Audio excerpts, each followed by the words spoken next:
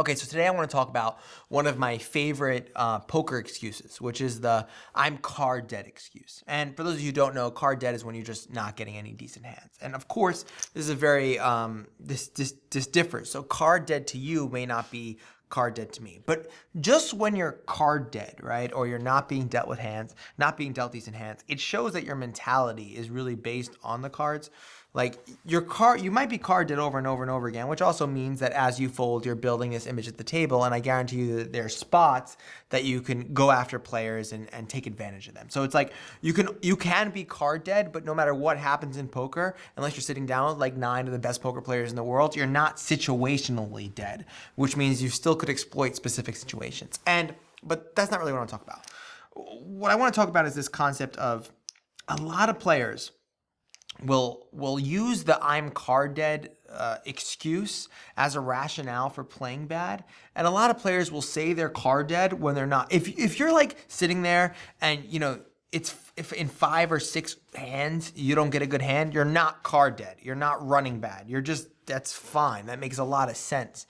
You have to understand mathematically, most hands are not playable. Like if you play with a range calculator or something like that, you'll see that pairs account for like 5% and ace-x hands account for something. So it makes sense that like you're only playing 1 out of 10 times.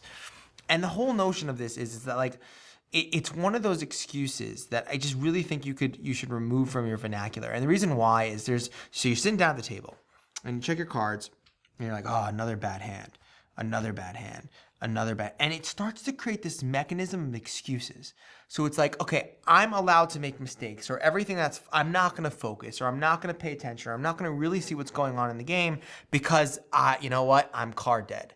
And it happened the other day. I was with one of my clients. I text messaged him and I was like, "What are you doing?" And he's like, "Oh, I'm in a tournament. It sucks. I'm card dead." And I was like, "Ugh." I was like, "Never use that word." And then I asked him some questions like, "Oh, what happened?" He was like, "Oh, I was just really card dead and I was tired."